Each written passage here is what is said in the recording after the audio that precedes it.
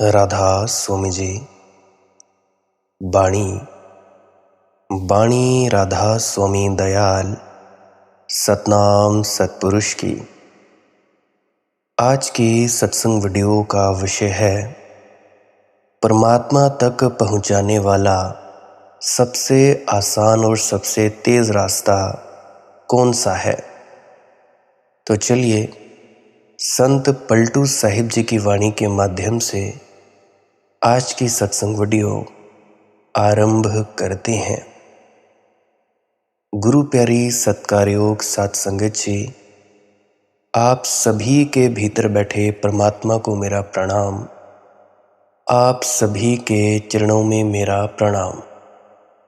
विनती करना चाहता हूँ कि आप जी इस वीडियो को अंत तक सुनने की कृपालता ज़रूर करें जी, ताकि जब भी कभी आपके अंदर भजन सिमरन के वक्त या कोई भी ज़िंदगी में कोई प्रश्न उठे तो वो आपको इस पूरी वीडियो में उस प्रश्न का जवाब मिल सके। या आपको भजन सिमरन के लिए अड़चन पैदा होती है तो हो सकता है कोई ना कोई बात, कोई ना कोई तुक, कोई ना कोई वाक्य आपके हृदय के भीतर उतर जाए, जिससे कि आपको भजन सिमरन में तरक्की मिले। और आप जी इस चैनल को सब्सक्राइब भी कर सकते हैं, ताकि सबसे पहले जब भी कभी वीडियो डाली जाए वो आप जी तक पहुंच सके नोटिफिकेशन के माध्यम से। बाकी आपकी अपनी मौज है, आपकी अपनी इच्छा है। तो चलिए अब मैं अपने मूल विषय की ओर बढ़ता हूँ कि परमात्मा की तरफ मालिक तक पहुँचाने वाला सबसे तेज़ और आसान रास्ता कौन सा है। रोते हैं दो नैन, रोते हैं दो नैन, पिया बिन रोते हैं दो नैन। रुत बदली और सरसों फूली, मैं पागल सब सुध बुध भूली। रिमझिम मेघा बरसे, जी ललचाए दरस को तरसे। फिर पापिन ने मन को हारा, फिर जमाना की बनकर धारा। रोते हैं दो नैन, पिया बिन रोते हैं दो नैन। एक है वैराग्य। वैराग्य जानते हो, वैराग हो गया जी, विरक्ति। अभी तुम लोगों की आसक्ति है इस दुनिया के शक्लों के प्रति, इस दुनिया के पदार्थों के प्रति। अनासक्ति, वैराग्य। वैराग्य जो मार्ग है ये सबसे सीधा और सबसे तेज मार्ग है परमात्मा तक पहुंचने का। अब वैराग्य, वैराग्य के बारे में थोड़ा जानते हैं। एक है वैराग्य जो प्रेम से पैदा होता है, प्रीति से उमगता है। और एक है वैराग्य जो गणित से पैदा होता है। गणित से पैदा होने वाला वैराग्य झूठा है, चालाकी है उसमें, हिसाब है, बुद्धि है, लेकिन हृदय नहीं, प्रेम नहीं, भाव नहीं। किसी संत पीर फकीर की सत्संग सुनकर, बातों को सुनकर, कोई किताब पढ़कर, किसी दूसरे से प्रभावित होकर भी आप लोग वैराग्य में आ सकते हो। ये वैराग्य गणित से पैदा होता है। गणित से पैदा होने वाला वैराग्य साधन है, साध्य है स्वर्ग, स्वर्ग के सुख, मोक्ष, मोक्ष का आनंद। लेकिन वैराग्य केवल साधन मात्र है। और याद रखना मेरी एक बात, जब वैराग्य साधन होता है तो सच्चा नहीं होता। करना पड़ता है इसीलिए करते हैं, कर्तव्य बोध से करते हैं। भाव की ऊष्मा नहीं होती, हृदय की धड़कन नहीं होती, प्राणों का नृत्य नहीं होता। आंखों में आंसू झूठे होते हैं, हिसाब के होते हैं।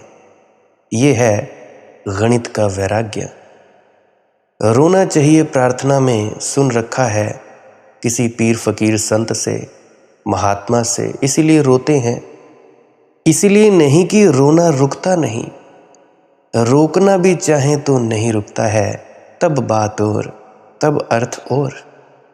बहुत से ऐसे व्यक्ति मुझे मिले हैं जिनका रोना रुकता ही नहीं, खुशी के आंसू। रोकना चाहते हैं जब मैं बोलता हूँ तो वैसे ही उनकी आंखों से झरझर आंसू आने लगते हैं। रोकना चाहते हैं फिर भी नहीं रुकते, तो ये बात और है।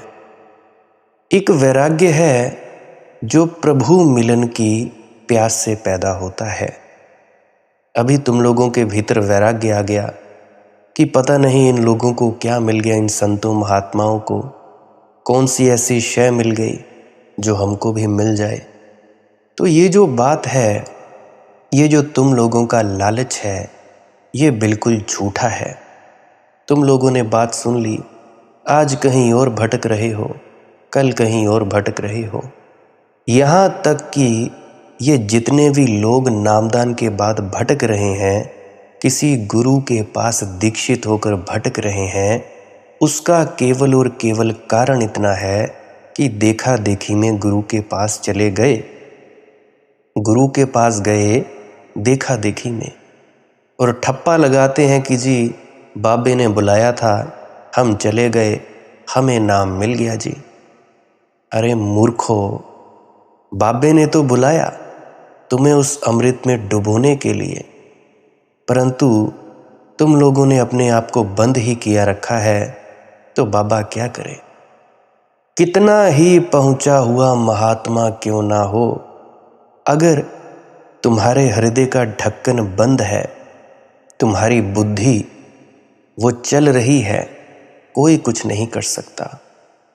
कोई भी संत महात्मा इतना हिंसक नहीं होता कि तुम लोगों की इजाज़त के बिना तुम्हें शांति प्रदान कर दे।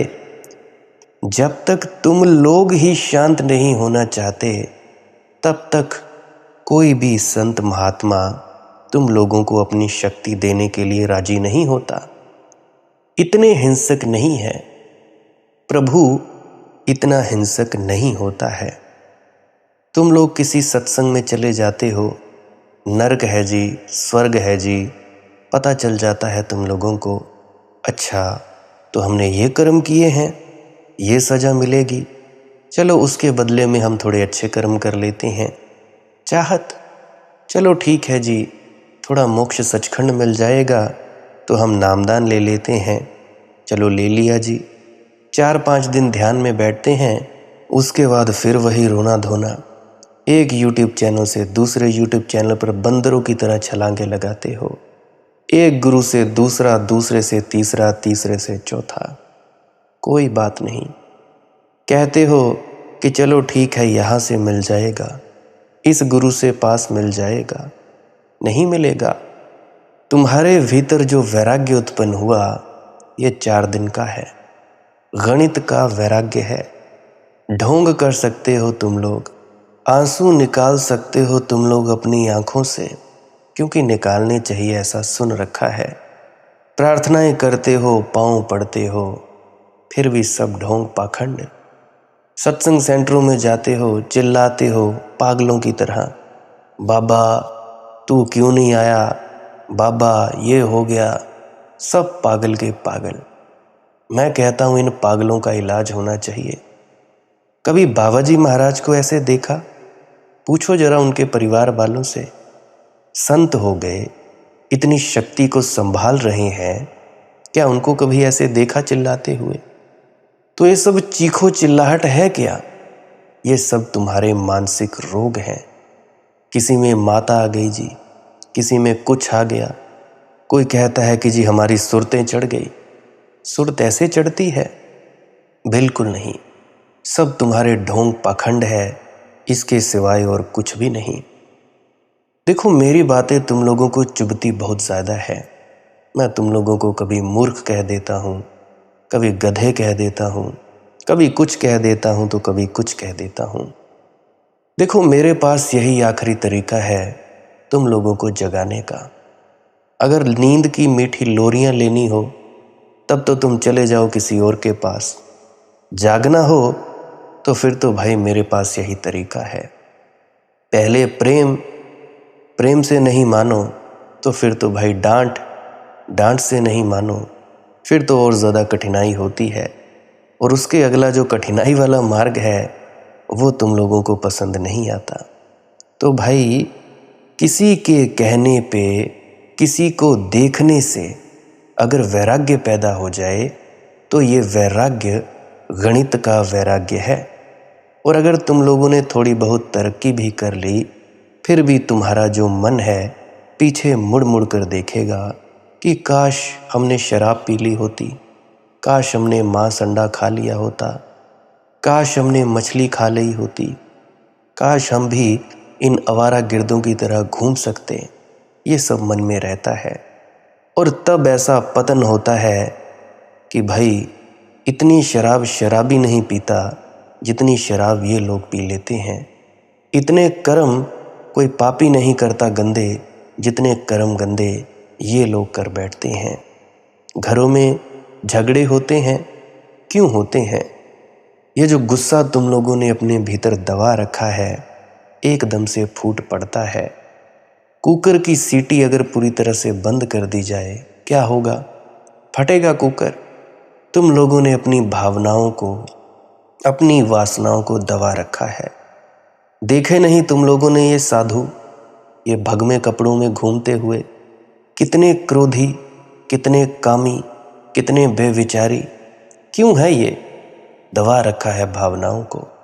इनसे ज़्यादा अच्छा तो गृहस्थ है, वो इतने कामी नहीं होते जितने ये तथा कथित साधु संत होते हैं। देखते नहीं जेलों में इनको पड़े हुए कौन कौन से केसेस लग रहे हैं, क्या क्या धाराएं लग रही हैं। और इनके चेले अंधों के अंधे, अंधा गुरु अंधे चेले, सब अंधे के अंधे।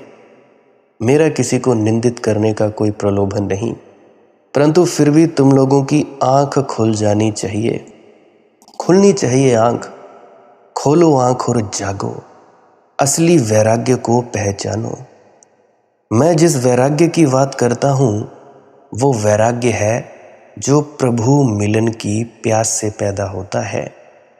प्रभु नहीं है मौजूद, प्रभु नहीं मिल रहे हैं, प्रभु दूर हैं, प्रियतम बहुत दूर हैं, रास्ता अंधेरा, कंठ किरण है, पहुंचना हो जाएगा या नहीं, मिलना संभव है या नहीं। इस पीड़ा में कोई रोता है, इस बिरह में कोई जलता है, तब वैराग्य सच्चा है। और तभी वैराग्य पहुंचाता है, तभी ये वैराग्य सीढ़ी बन जाता है।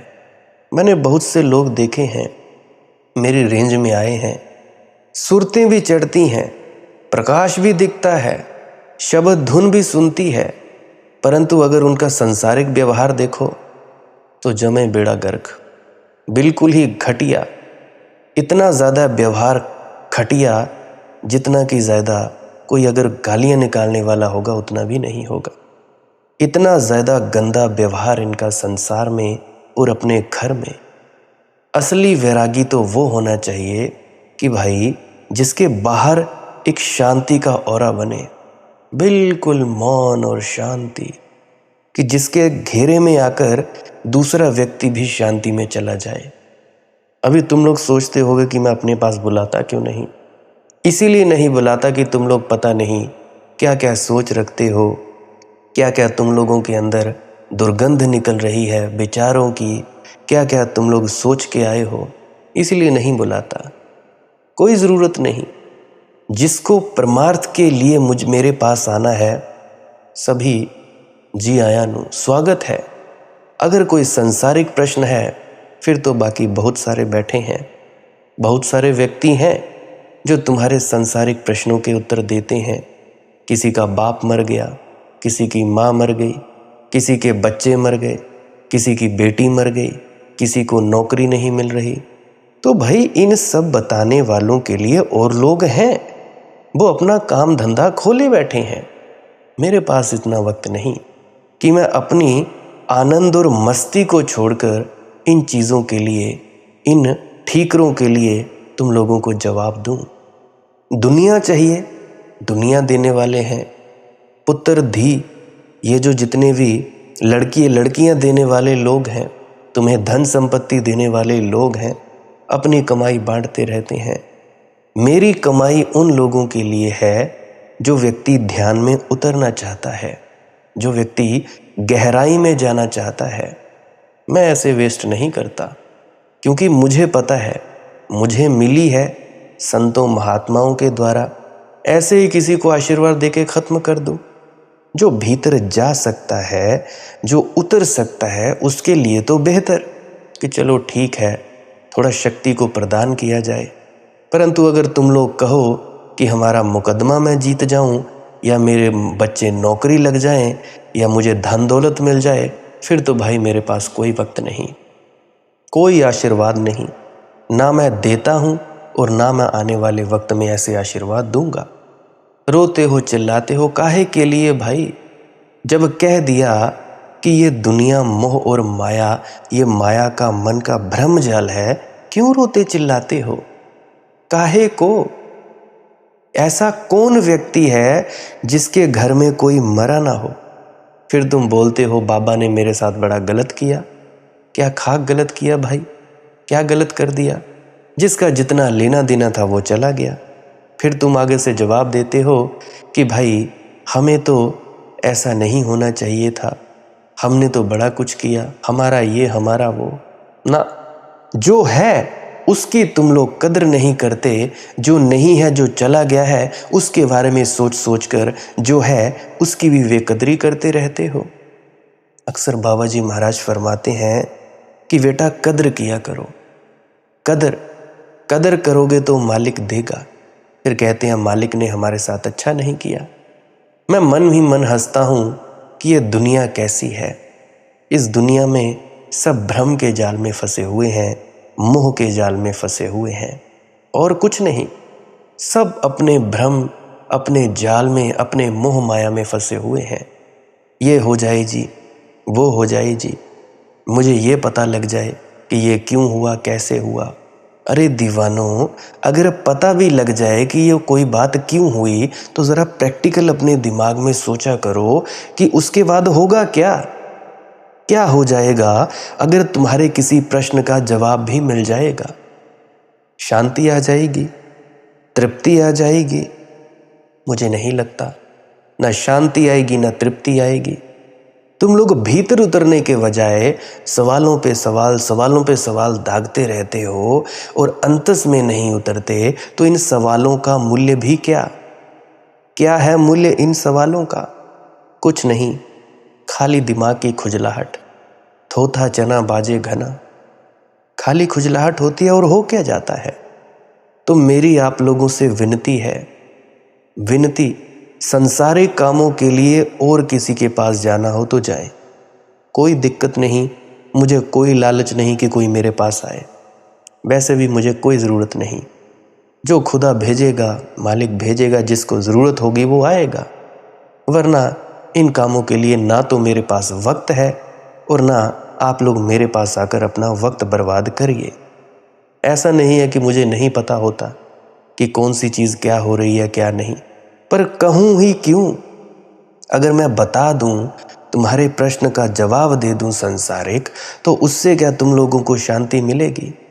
और फिर तुम कहते हो कि यही मरा हुए जिंदा वापस आ जाए। कैसे आएगा भाई? शरीर तो तुम लोगों ने यहाँ जला दिया, आ भी गया। अगर उसकी सूक्ष्म शरीर जो है वो तुम्हारे पास आने भी लगा, तब तुम और ज़्यादा बाबाओं के पास घूमोगे जी कि ऐसा हो गया जी, वैसा हो गया जी, ये हो गया जी, वो हो गया जी। एक मुझे कहानी याद आती है कि एक व्यक्ति था, उसके पास एक ताबीज़ था, इच्छा पूर्ति ताबीज़, 3 इच्छाएं पूरी करता था। तो उसका कोई मित्र था, रमेश जो मित्र था उसके पास गया। उसने ताबीज़ उसकी अलमारी में देखा, कहने लगा, भाई ये ताबीज़ बड़ा अलौकिक लगता है, क्या है ये? कहता है कि भाई तू पूछ ही मत, मेरी ज़िंदगी इस ताबीज़ ने तबाह की है। मैं तो इसको फेंकना चाहता था, परंतु फिर भी ये है यहाँ, यही बड़ी आश्चर्य की बात है। तो रमेश कहने लगा कि यार ये तावीज़ करता क्या है।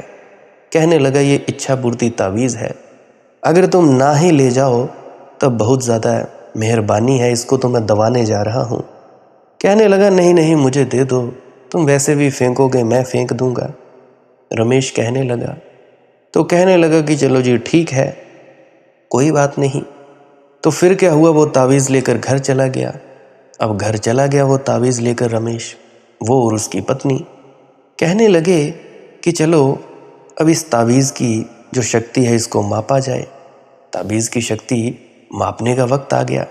अब किसी नहीं खुजली होती है कि कोई चीज़ नई मिल गई उसको आजमा के देखना। कुंती ने भी ऐसे ही किया था। सूर्य देव से उसे जो पुत्र कर्ण प्राप्त हुआ था ऐसे ही हुआ था, मंत्र उच्चारण।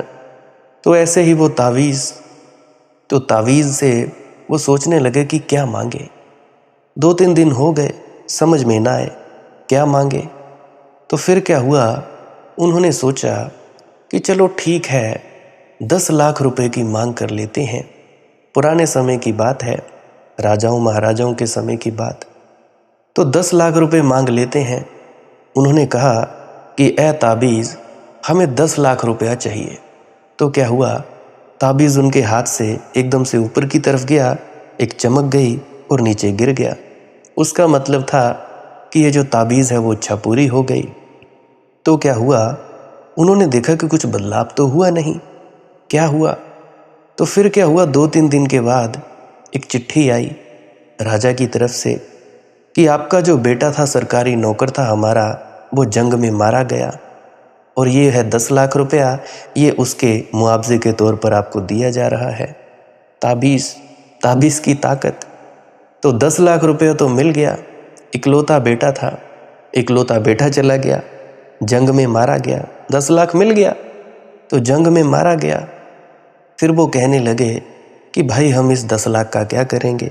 चलो क्रियाकर्म किया, दबा दिया उस बेटे को, जैसे पुराने ज़माने में कब्रें होती थी तो दबा दिया उसको। तो ताबीज़ से वो मांगने लगे कि भाई हमारा बेटा जो है वो वापस आ जाए, वापस लौट कर आ जाए। तो क्या हुआ, जैसे उन्होंने ये मांगा ताबीज़ से, ताबीज़ एकदम ऊपर से गया और चमक आई, नीचे गिर गया। तो कुछ देर बाद क्या हुआ कि एक आवाज़ आई, दरवाज़ा बंद था। आवाज़ आई कि माँ, पिताजी क्या कर रहे हो। आवाज़ तो आ रही थी परंतु दिखाई कोई नहीं दे रहा था। तो बेटा प्रेत बनकर आ गया घर पे, सूक्ष्म शरीर बनकर घर में अंदर घूमने लगा कि माँ मैं तो यही हूँ, पिताजी मैं तो यही हूँ। अब उनको और दिक्कत हो गई। फिर तीसरी इच्छा उन्होंने मांगी कि ऐ ताबीज़, अब इस जो बेटा है इसकी आत्मा को शांति दो, अब इसका जो शरीर है, सूक्ष्म शरीर है, अगले शरीर में प्रवेश करे। सो ये है तुम लोगों की कहानियाँ, ये है तुम लोगों के मांगने के अर्थ। वो चीज़ मांगते हो जो चीज़ संभव ही नहीं है, जिस चीज़ की कोई बुनियाद ही नहीं है, वो चीज़ तुम लोग मांगते हो। तो ऐसी चीज़ें मांगने से क्या तुम लोगों का भला होगा। कहते हो कि जी चलो हम भी चले जाएं। मूर्ख के मूर्ख, अज्ञानी के अज्ञानी, इतने बड़े संत महात्मा के पीछे लगते हुए भी, नामदान लेकर भी तुम लोग समझते नहीं। कुछ नहीं समझने वाले, कोई कुछ नहीं। अब मेरी बात कड़वी तो ज़रूर लगती है तुम लोगों को, अच्छी भी लगती है। अच्छी तो लगती है, जो कहता हूँ सच्ची बात कहता हूँ। कड़वी इसलिए लगती है क्योंकि तुम्हारे विचारों के अनुकूल मैं बात नहीं कहता हूँ। क्यों कहूँ भाई, मेरा यह प्रण है कि भाई जो कहूँगा सीधी सीधी साफ बात कह दूँगा।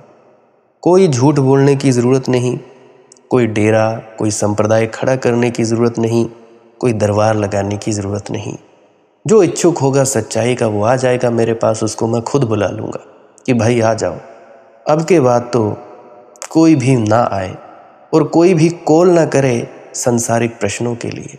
अध्यात्म में कोई भी दिक्कत है तो भाई मेरे पास आए, उस हर एक प्रश्न का जवाब मिलेगा।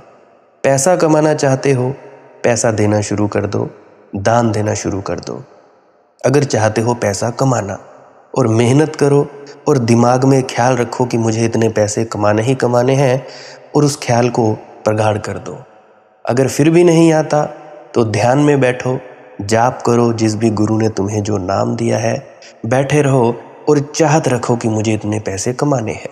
पैसा भी मिल जाएगा, मुकदमे जितवाने हैं वो भी हो जाएगा, या कोई भी तुम लोग चाहत रखते हो, बेबुनियादी चाहत भी रखते हो, वो तो मालिक की मौज है, देना या नहीं देना उसकी मौज है।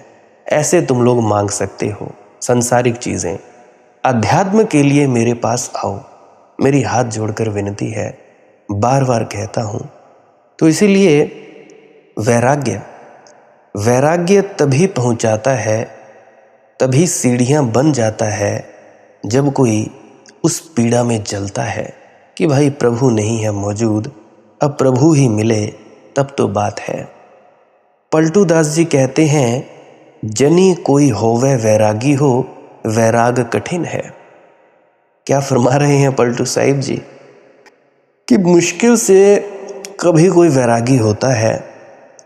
जनी कोई होवे वैरागी हो, कभी कभी लाखों में एक कोई जन सच में वैरागी होता है। ऐसे तो बहुत वैरागी दिखाई पड़ते हैं, भभूत रमाए, धुनी रमाए, सफ़ेद कुर्ते पजामे लगाए, सफ़ेद सलवार कमीज पहने बैरागी मैंने बहुत देखे हैं सत्संग सेंटरों में, ढेरों में देखे हैं। मगर इस सब के पीछे लोभ है सचखंड का, इस सब के पीछे भी वासना है। प्रार्थना ऊपर ऊपर है, अरदास ऊपर ऊपर है, भीतर वासना ही वासना है। फिर वासना संसार की हो या परलोक की, इसमें भेद नहीं पड़ता। वासना तो वासना है।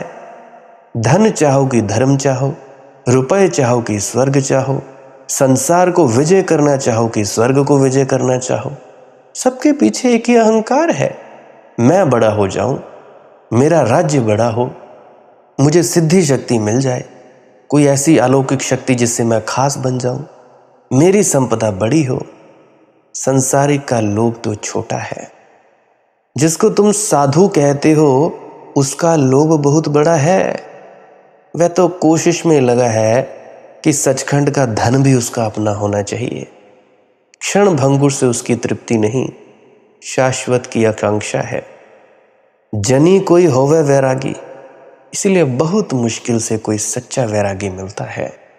सच्चा वैरागी इसलिए नहीं रोता कि रोना विधि है परमात्मा को पाने की, इसलिए रोता है कि परमात्मा कहाँ है, खोजूं कहाँ, कहाँ उसे पाऊं, कहाँ है उसका द्वार, कहाँ है उसका मार्ग। उसके प्राणों से आंसू आते हैं, उसका खून आंसू की बूंदों में टपकता है।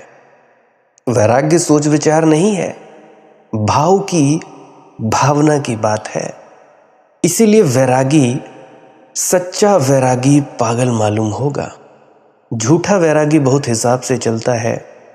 इतने उपवास करो, इतना घंटा भजन करो तो सचखंड मिलेगा, इतना आसन, इतना व्यायाम, ये नहीं खाना, वो नहीं खाना, यहाँ नहीं जाना, वहाँ नहीं जाना, ये शराबी है, ये गैर शराबी है, ये नामदानी है, इसके घर जाएंगे, ये गैर नामदानी है, इसके घर नहीं जाएंगे। सब रखता है, एक तराजू पर रखता है वैराग्य और आशा करता है दूसरे तराजू पर स्वर्ग उतरेगा।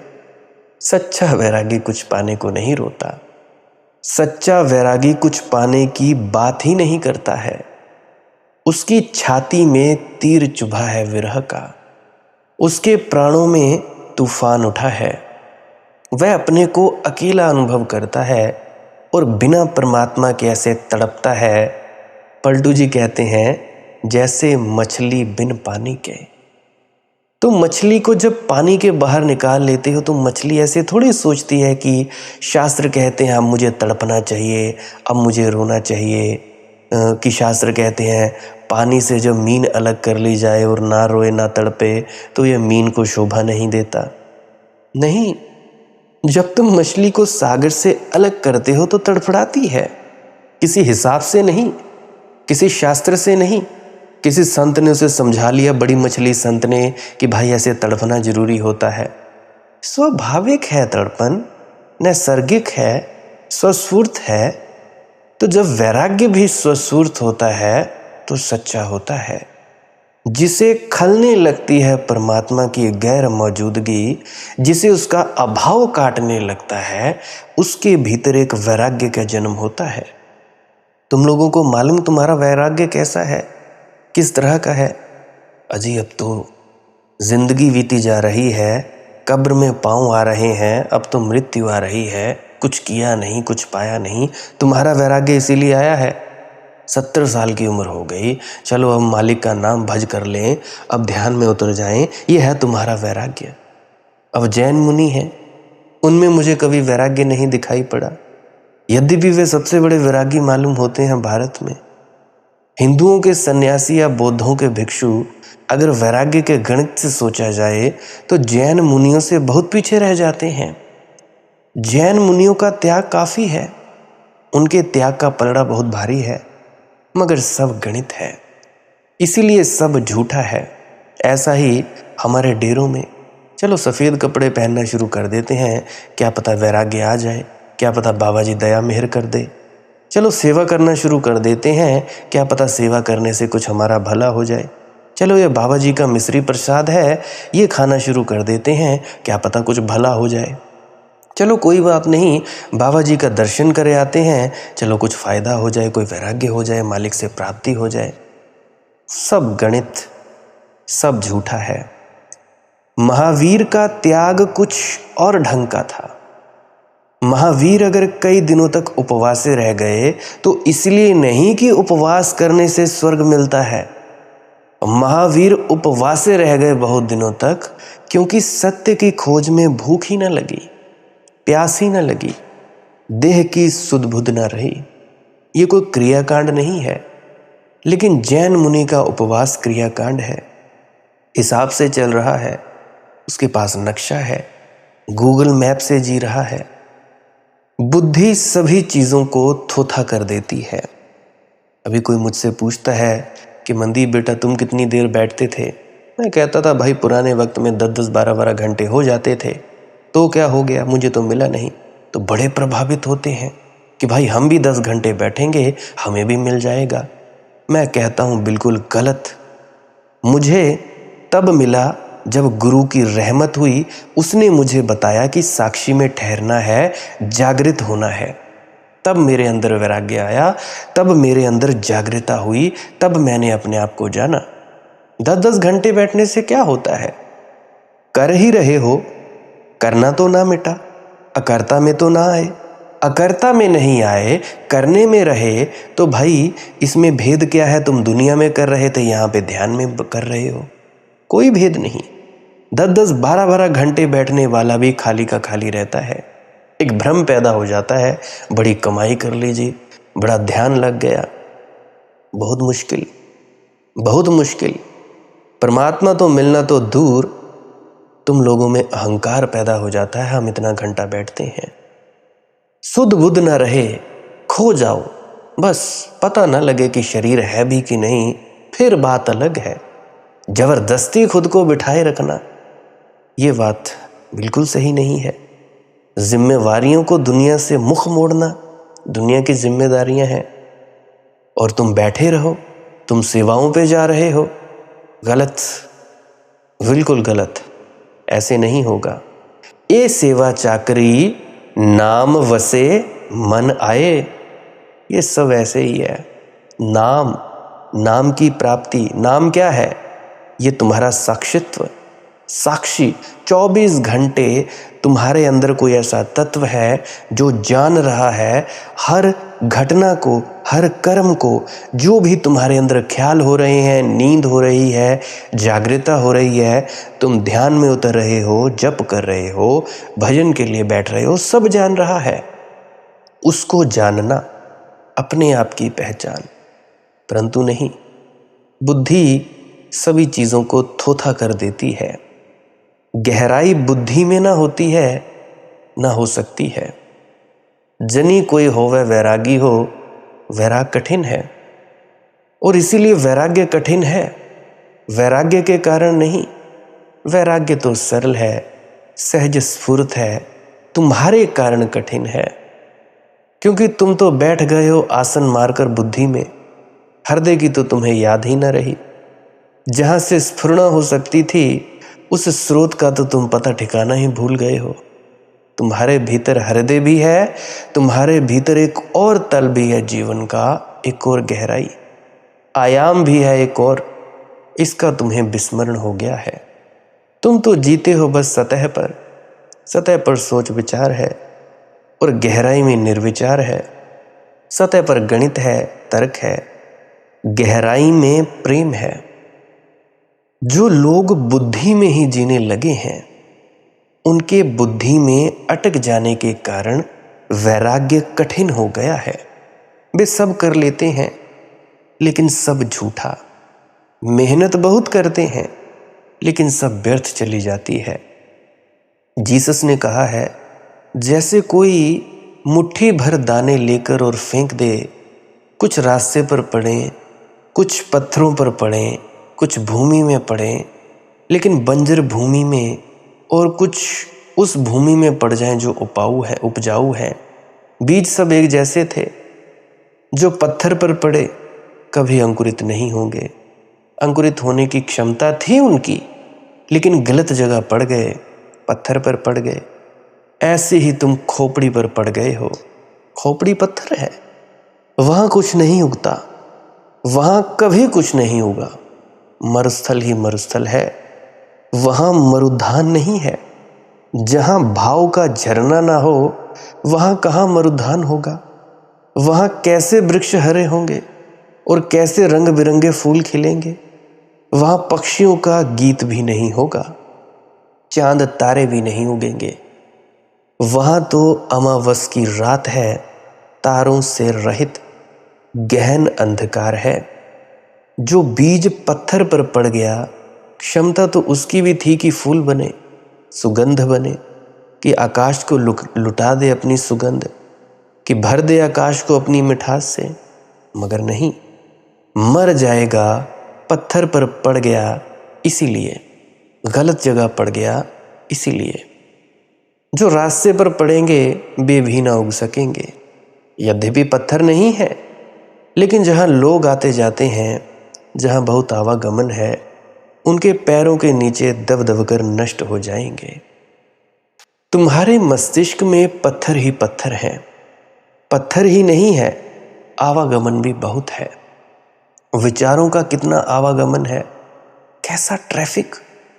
सुबह से सांझ, सांझ से सुबह हो जाती है, लेकिन विचारों का प्रवाह चलता ही रहता है। एक नहीं, दो नहीं, लाखों विचार चल रहे हैं। तुम्हारी खोपड़ी में सदा कुंभ का मेला ही भरा हुआ है। आ तो रहा है अभी। एक तो पत्थर, फिर विचारों के कुंभ का मेला, लाखों की भीड़, सतत चलती रहती है ये धारा। दिन में ही नहीं, रात में भी सो जाते हो, फिर भी ये धारा बंद नहीं होती। 24 घंटे चलती है। अगर कहीं भूल चूक से कोई बीज उग भी सकता था, तो इस सतत आवागमन में दब जाता है और मर जाता है। और फिर आगे जीसस ने कहा, कुछ बीज बंजर भूमि पर पड़ जाते हैं। तुम्हारी खोपड़ी में तीसरा गुण भी है, बिल्कुल बंजर है। आज तक मनुष्य के मस्तिष्क से कोई सृजन नहीं हुआ, ना कोई आविष्कार हुआ, नए का ना कोई आविर्भाव हुआ। तुम जानकर हैरान हो जाओगे।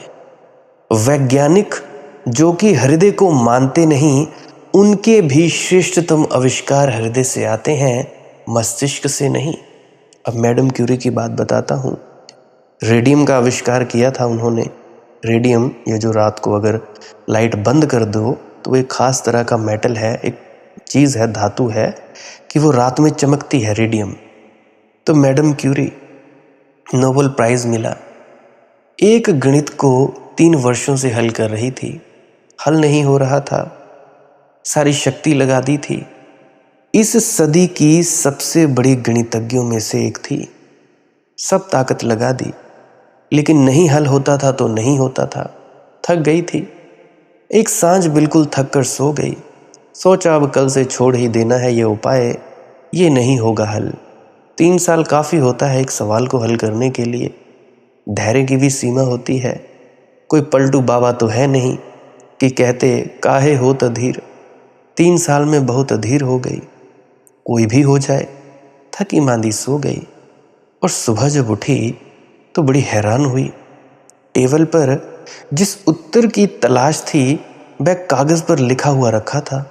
दरवाजा तो ताला लगा दिया था, अंदर से कोई भीतर आया नहीं, और कोई भीतर आ भी जाता तो जो सवाल मैडम क्यूरी से हल नहीं होता वह किसी और से हल हो सकता था। नौकरों चाकरों से, चोरों चक्कों से। फिर ताला लगा था, कोई भीतर आया भी नहीं। फिर उसने गौर से देखा कि सिग्नेचर तो उसी के हैं। तब उसे रात याद आया कि रात सपने में वह उठी थी। ऐसा उसे सपना आया कि वह उठी और उसने जाकर टेबल पर कुछ लिखा है और लिखकर सो गई। इतनी याद उसे आ गई। धीरे धीरे याद करने पर पूरी बात याद आई। वह उत्तर उसके भीतर से आया है। मस्तिष्क तो 3 साल में हार गया था। जब थक गया तो उत्तर भीतर से आया, किसी और आयाम से आया। यह हृदय का उत्तर था। विज्ञान के बड़े बड़े आविष्कार बुद्धि से नहीं होते। यद्यपि बुद्धि दावेदार है, हृदय दावा नहीं करता। बुद्धि बड़ी बेईमान है। जो हृदय से जन्मता है उस पर भी कब्जा कर लेती है। उसकी भी घोषणा दुनिया को कर देती है कि मैंने ये निर्माण किया। दुनिया का कोई श्रेष्ठ काव्य बुद्धि से पैदा नहीं होता, हृदय से पैदा होता है। फिर उपनिषद हो कि कुरान या श्री गुरु ग्रंथ साहिब जी, ये सब हृदय के आविर्भाव हैं। ये वहां से आए हैं जहां विचार नहीं जा सकते, लेकिन प्रेम की जहां गति है। विचार तो एक थोथा और झूठा जीवन जीते हैं। विचार तो पखंडी हैं, तर्क खूब बिठा लेते हैं। तर्क ऐसा कि बिल्कुल ठीक लगता है और फिर भी बिल्कुल गलत होता है। बात याद आती है मुझे झंडू भाई की। तो लाला झंडू राम ने एक साइकिल खरीदी। दुकानदार से कहा, सबसे ज़्यादा मजबूत और सबसे ज़्यादा टिकाऊ साइकिल हो, कीमत चाहे जो हो सो ले लो। दुकानदार ने सबसे बढ़िया साइकिल देते हुए कहा कि झंडू भैया, 1 साल के अंदर कोई टूट फूट नहीं होगी, इसकी गारंटी है। तो झंडू भाई ने अपने बेटे को गिफ्ट करनी थी, तो वो दोनों ही दुकान पर आए थे। तो झंडू भाई साइकिल पर सवार हुआ, पीछे उसका जो बेटा था बैठा हुआ, चंदू भाई कैरियर पर बैठा और चल पड़े घर की तरफ। 15 मिनट ही वापिस आ गए और क्रोध में उबले हुए झंडू भाई ने चिल्लाकर दुकानदार से कहा, हद हो गई भाई बेईमानी की। अरे 1 साल की गारंटी दी और 1 घंटे में टूट फूट शुरू। वापस रखो अपनी साइकिल, हमें नहीं चाहिए।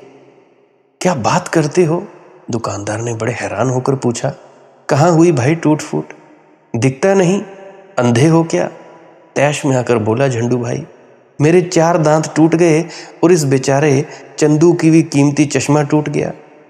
ऐसी ही अवस्था बुद्धि की है। सब तर्कयुक्त मालूम पड़ता है, लेकिन सब शाब्दिक है। टूट फूट, उसका शाब्दिक अर्थ बुद्धि को छोड़ लेती है। बुद्धि को वास्तविक अर्थों का पता नहीं है, पता हो भी नहीं सकता। बुद्धि की क्षमता वह नहीं है, उससे वैसी अपेक्षा भी नहीं करनी चाहिए। अपेक्षा में ही हमारी भूल हो जाती है। अर्थों का अनुभव तो हृदय में होता है। शब्द तो थोथे हैं, अर्थों के बिना उसका कोई मूल्य नहीं। और ऐसा ही वैराग्य थोथा है जो हृदय से नहीं जन्मा है। पंडित मटका नाथ ब्रह्मचारी को अपने आश्रम के लिए एक गाय खरीदनी थी। वे गाय भैंसों के बाजार में गए तो उन्हें एक गाय की बजाय भैंस अच्छी लगी। उनका शरीर बड़ा बढ़िया था, पूंछ लंबी, दांत सफ़ेद, पैर सुडौल, चाल मस्त और सींग भी अत्यंत सुंदर थे।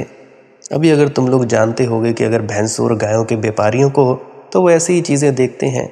हमारे भी गांव में एक व्यापारी है भैंसों का, रजत है उसका नाम। तो उसने अभी पहला ही बछड़ा जना था जो भैंस थी। दूध कोई 20 किलो रोज़ देती थी, लेकिन कीमत भी उसकी कम ना थी। कम से कम कोई 5 लाख रुपए से कम उसे बेचने वाला तैयार न था। ब्रह्मचारी आगे बढ़ गया। थोड़ी दूर आगे चलते ही झंडू भाई भी अपनी पवित्र, धार्मिक, मरियल, टूटी टांग और कड़ी पूंछ वाली भैंस बेचने के लिए खड़ा था। दांत उसके सड़े, और सींग भी आड़े तिरछे थे। शरीर बस हड्डियों का ढांचा था। तो ब्रह्मचारी मटका तात ने आश्चर्य से पूछा कि अरे झंडू भाई, तुम भी भैंस बेच रहे हो? हाँ, खरीदना है क्या? झंडू भाई ने प्रश्न किया। ये दूध कितना देती है? दूध? अरे दूध तो इसने आज तक दिया नहीं। और बछड़े कितनी बार जन्म दे चुकी है? झंडू ने बताया, मेरी भैंस ने आज तक एक भी बछड़ा नहीं जना और ना कभी जनेगी। इसे कौन खरीदेगा भाई? पंडित मटकानाट ब्रह्मचारी ने पूछा। इसकी कीमत कितनी रखी है? तो भाई झंडू भाई कहने लगा कि भाई इसकी कीमत है 1,00,000 रुपया, 1,00,000 से कम नहीं। बाप रे बाप, होश हवास में हो या पी रखी है तुमने झंडू भाई? इसकी कीमत इतनी ज्यादा क्यों रखी है? ज्यादा कहाँ है, झंडू भाई ने कहा। ब्रह्मचारी होकर भी ब्रह्मचर्य का अर्थ नहीं समझते। भैंस ब्रह्मचारी है, बाल ब्रह्मचारी है और चरित्र की ही कीमत है। तुम्हारे साधु, तुम्हारे त्यागी, तुम्हारे महात्मा बस झंडू भाई की भैंस हैं। उनका चरित्र, उनका वैराग्य, उनके व्रत उपवास, उनकी साधुता सब झूठी है, सब ऊपर ऊपर है, सब निर्वीर हैं, नपुंसक हैं, निष्क्रिय है। उससे कुछ सृजन कभी हुआ नहीं। वास्तविक ब्रह्मचर्य सृजनात्मक होगा, उससे कुछ जन्मेगा। अगर बच्चे न जन्मेंगे तो उपनिषद जन्मेंगे, सुंदर सुंदर बाणियां जन्मेंगी। अगर बच्चे न जन्मेंगे तो कुरान जन्मेगी। अगर बच्चे न जन्मेंगे तो कोई सुंदर गीत, कोई नृत्य, कोई बीणा बजेगी, कोई बांसुरी बजेगी। लेकिन जन्म तो निश्चित होगा। अगर देह के तल पर ना होगा तो आत्मा के तल पर होगा। उससे संतत्व का जन्म होगा, उससे जिन्नत्व का जन्म होगा, उससे असली वैराग्य का जन्म होगा। लेकिन असली और नकली की ठीक ठीक परख होनी चाहिए, क्योंकि नकली आसानी से मिल जाता है, सस्ता मिल जाता है। गए जी, झूठ झाड़ बोलकर नाम ले आए, ठीक है जी, ना कुछ फायदा, नाम ले रखा है, अभी मुक्ति हो जाएगी। बस अलमारियों में बंद करके रखा है नाम, ध्यान में बैठे नहीं, उतरे नहीं, बस ठीक है, हो जाएगा काम। बड़ा सस्ता मामला लगता है। तो ये सब झूठी तसल्लियां हैं। बाबा जी महाराज भी यहाँ तक कह देते हैं कि भाई करनी करनी होगी, झूठी तसल्लियों में ना फंसे रहो। तो भाई नकली आसानी से मिल जाता है, सस्ता मिल जाता है। नकली बड़ा सुविधापूर्ण है, तुम्हें कुछ गंवाना नहीं पड़ता, दांव कुछ लगाना नहीं पड़ता, तुम्हें कुछ करना ही नहीं पड़ता। नकली तो लोग देने को तैयार हैं, तुम लेने भर को राजी हो जाओ। तुम नहीं भी राजी होते तो भी तुम पर आरोपित कर रहे हैं। नकली का आरोपण चलता है, नकली यानी मुखौटे, और क्या है। बने बैठे हैं, हम तो बहुत बड़े सत्संग करता हैं जी, बहुत बड़े पाठी हैं जी, शब्द गायन में हमसे ज़्यादा कोई गा ही नहीं सकता, सत्संग करने में हमसे ज़्यादा प्रतिभा तो है ही नहीं। सब नकली मुखौटे। घर पे जाकर हाल देखो तो भेड़ों बकरियों से ज़्यादा तुम लोग सुशोभित नहीं होगे, ज़्यादा सभ्य नहीं पाओगे तुम लोग खुद को। सब झूठ, पाखंड और ढोंग फैला रखा है। और अगर मुझ जैसा कोई बोले तो तुम लोगों को मिर्ची लगती है, लगेगी ही। सच्ची बात कड़वी होती है। अगर तुम लोग सच्चे होते तो मेरी बात पर गुस्सा क्यों करते, क्यों ऐसे ही भरमाते खुद को? फिर तो कहते कि भाई बात ठीक है, ऐसा तो बिल्कुल नहीं करना चाहिए था।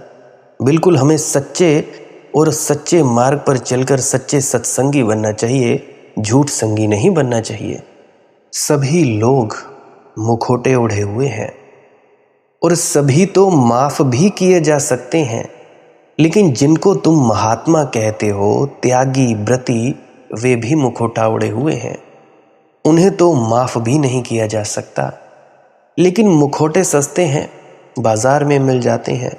गए दुकान पर, चलो ठीक है जी, हमें सफ़ेद कपड़ा सिलवा दो, भगवे कपड़े सिलवा लो, हरे कपड़े, बन गए साधु सन्यासी। अगर स्वयं के चेहरे को बदलना हो और स्वयं के चेहरे को परमात्मा का चेहरा बनाना हो तो श्रम करना होगा, तो साधना करनी होगी, सच्चे होना होगा, और श्रम और साधना का पहला सूत्र है, मस्तिष्क से उतरना होगा और हृदय में डूबना होगा। तर्क छोड़ना होगा, तर्क कर करके, खोज कर करके और श्रद्धा पकड़नी ही होगी।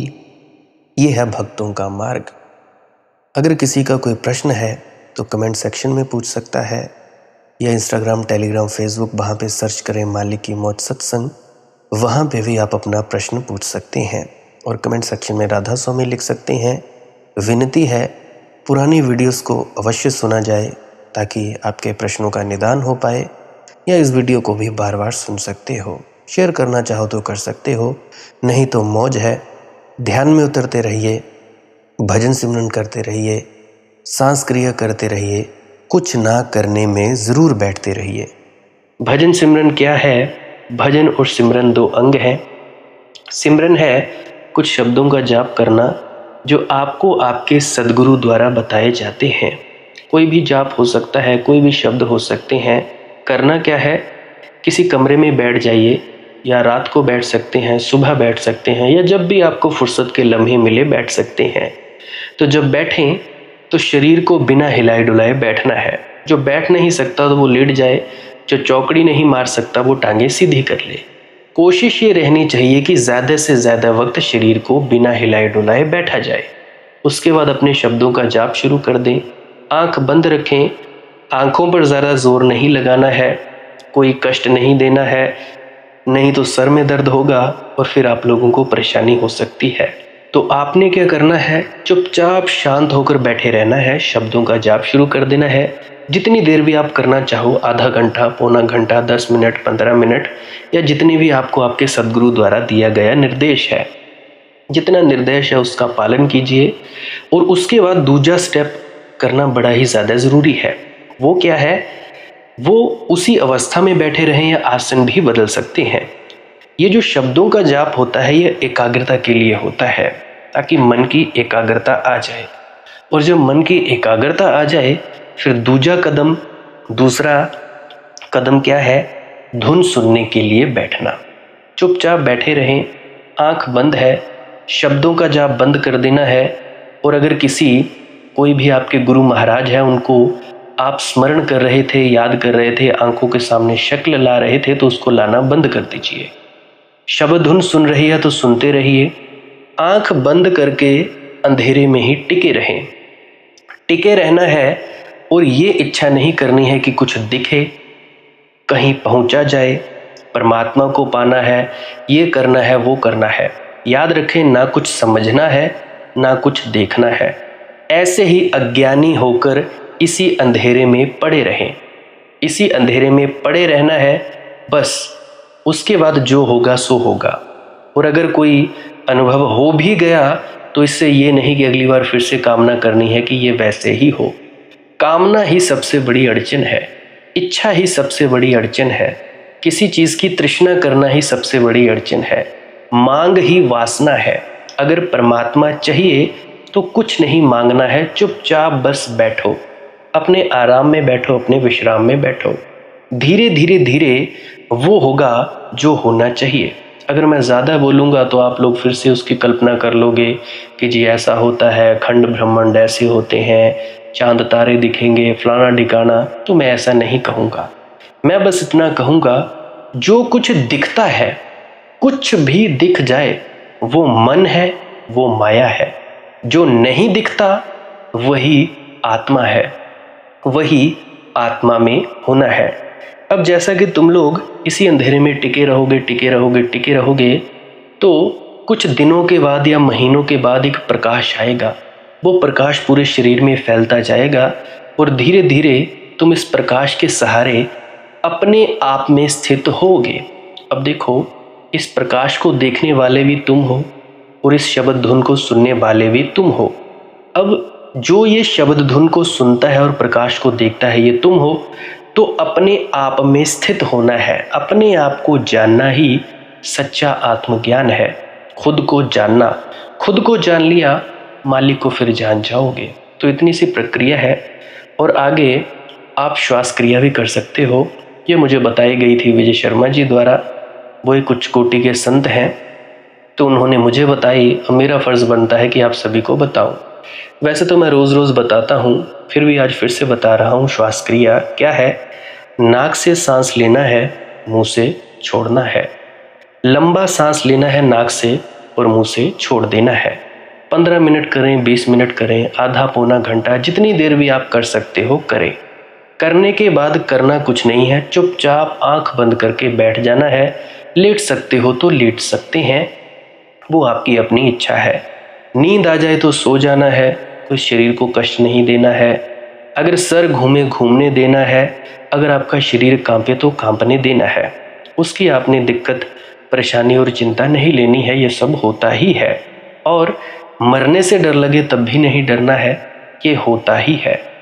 क्या कहा मैंने? 15 से 20 मिनट कर सकते हैं, उसके बाद चुपचाप बैठें और अपने भीतर अपने आप उतर जाओगे। ठीक है जी। प्रेग्नेंट लेडीज़ बिल्कुल ना करें, जिनको दिल की बीमारी है या गोलियां वगैरह खाते हैं वो भी बिल्कुल ना करें, और बाकी सब कर सकते हैं। जिनको नींद नहीं आती वो अवश्य करें, और जिनको थोड़ा डिप्रेशन रहता है वो भी अवश्य करें, और जिनके बच्चे थोड़े पढ़ाई में कमज़ोर हैं वो भी ज़रूर करें। बाकी आपकी मौज है, करना हो करिए, नहीं तो आपकी अपनी अपनी इच्छा है। और ध्यान दें, जब सिमरन करें तो उसके बाद सीधा भजन पे बैठें, और जब ये श्वास क्रिया करें तो इसके बाद सीधा भजन के लिए बैठें।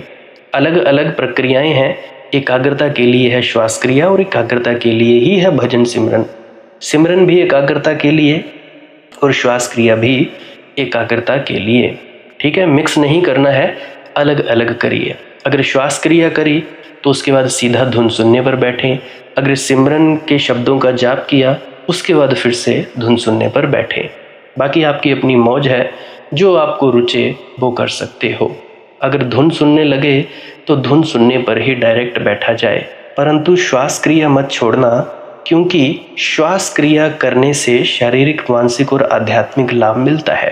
तो बाकी आप कीजिए, आपकी मौज है। और कोई प्रश्न है तो कमेंट सेक्शन में पूछ सकते हैं, या इंस्टाग्राम, टेलीग्राम, फेसबुक पे सर्च करें मालिक की मौज सत्संग, तो वहाँ पे पूछ सकते हैं। प्रश्न पूछने से पहले एक विनती, आप लोग पुरानी सत्संग वीडियोस को अवश्य सुनिए।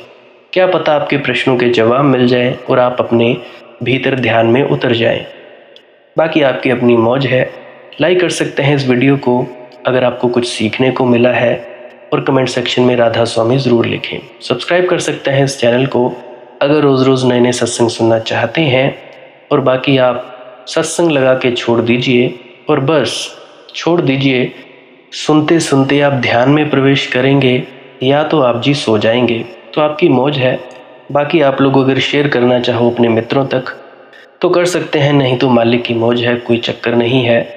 आप मुझे इतने अंत तक सुनते हो, इतने अंत तक सुनने के लिए आपका बहुत बहुत शुक्रिया, बहुत बहुत धन्यवाद, और मुबारक हो आप लोगों ने जो आनंद प्राप्त किया। अब मैं अपने गुरु महाराज को प्रणाम करता हूँ, आप सभी के भीतर बैठे परमात्मा को भी प्रणाम करता हूँ। मेरा प्रणाम स्वीकार करें। राधा स्वामी जी।